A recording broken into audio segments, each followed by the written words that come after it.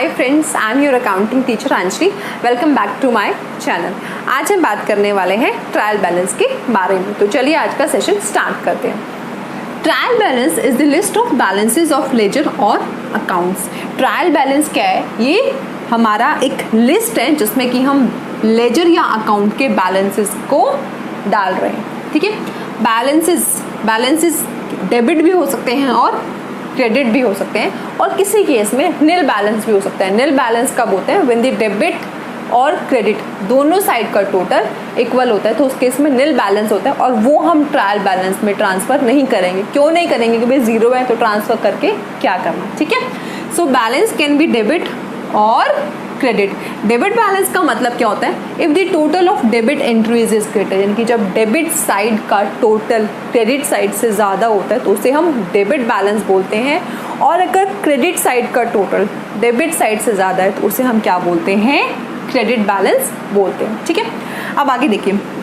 Trial balance verifies the arithmetical accuracy of posting of entries from journal to ledger. हम journal से जब entries laser में post कर रहे हैं तो उस टाइम पे ये क्या कर रहा है? अर्थमेटिकल एक्यूरेसी को वेरीफाई कर रहा है। कैसे? देखिए, सबसे पहले हम अकाउंटिंग में डुअल सिस्टम फॉलो करते हैं, जिसमें क्या होता है कि किसी भी ट्रांजैक्शन का इफेक्ट दो अकाउंट्स पे पड़ता है। एक डेबिट होता है और दूसरा क्रेडिट होता है। तो जब हम डुअल की बात कर रहे हैं तो ट्रायल बैलेंस में टोटल हमेशा टैली होता है। अगर टोटल टैली नहीं है, इसका मतलब ये जो डेबिट और क्रेडिट अभी एक्सप्लेन करूँगी, अगर डेबिट साइड और क्रेडिट साइड का टोटल ट्रायल बैलेंस में टैली नहीं है, उसका मतलब कहीं ना कहीं पर कुछ प्रॉब्लम है।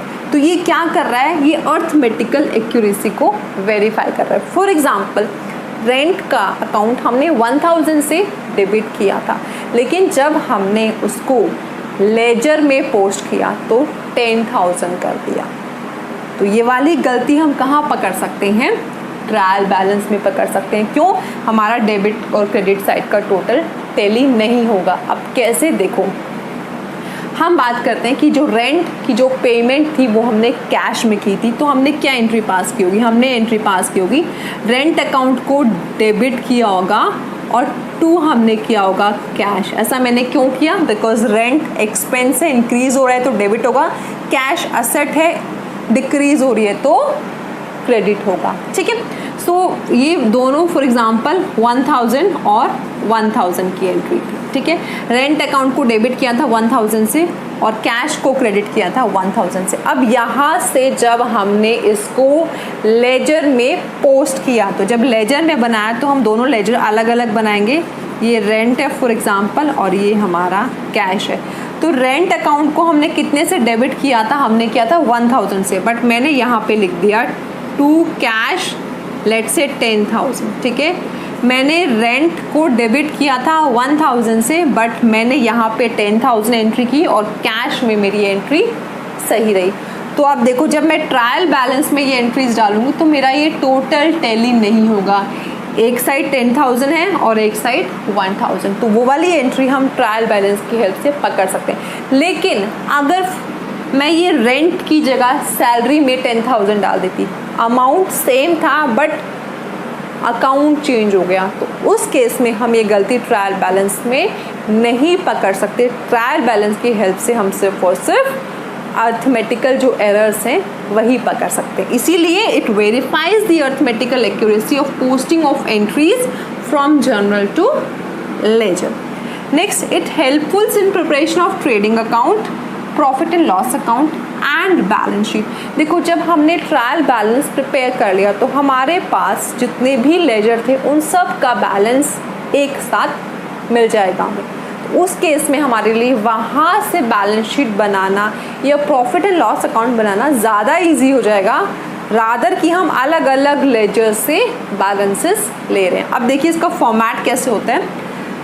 ट्रायल बैलेंस हम किसी भी एक स्पेसिफिक डेट पे बनाते हैं, तो हम क्या लिखते हैं? ट्रायल बैलेंस एज ऑन, यहाँ पर हम वो डेट डालेंगे जिस डेट में बना रहे हैं।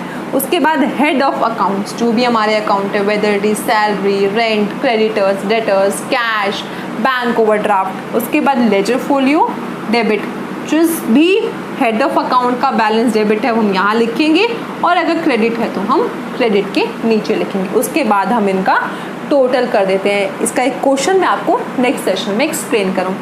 अब हमें ये पता होना चाहिए कि डेबिट साइड में हम कौन से हेड ऑफ अकाउंट्स का बैलेंस डालने वाले हैं और क्रेडिट साइड में कौन सा। बिकॉज अगर ये चीज़ क्लियर है ना तो ट्रायल बैलेंस बनाना और ज़्यादा इजी हो जाता है, ठीक है। और कई बार क्वेश्चन में आपको डेबिट या क्रेडिट वर्ड गिवन नहीं होगा, तो इसीलिए हमें पता होना चाहिए कि डेबिट साइड में हम कौन से वाले अकाउंट्स का बैलेंस डालते हैं और क्रेडिट साइड में कौन से वाले अकाउंट्स का। तो डेबिट में क्या आएगा, जितनी भी हमारी एसेट्स हैं, whether it is furniture, machinery, cash, debtors, ये हम कहाँ डालेंगे, एसेट्स का डेबिट में, ठीक है। उसके बाद जितने भी एक्सपेंसेस हैं उसका बैलेंस भी डेबिट में। Drawings debit, input GST debit. अब क्रेडिट में जितनी भी लायबिलिटीज़ हैं वो सब कहाँ जाती हैं, क्रेडिट साइड के बैलेंस में। इनकम हो गया, कैपिटल हो गया, आउटपुट जीएसटी, उसके साथ बैंक ओवरड्राफ्ट। देखो अगर खाली बैंक वर्ड लिखा है तो उसका बैलेंस डेबिट में जाएगा, बैंक ओवरड्राफ्ट लिखा है तो क्रेडिट में जाएगा। बिकॉज बैंक ओवरड्राफ्ट क्या होता है, बिजनेस के लिए लायबिलिटी होती है। आई होप आपको ट्रायल बैलेंस का ये बेसिक्स बहुत अच्छे से समझ में आ गए। नेक्स्ट सेशन में आपको मैं इसका एक क्वेश्चन एक्सप्लेन करूँगी। अब अगर अभी तक आपने मेरा चैनल सब्सक्राइब नहीं किया है तो kindly do it now and do not forget to like and share. Thank you so much for watching my videos.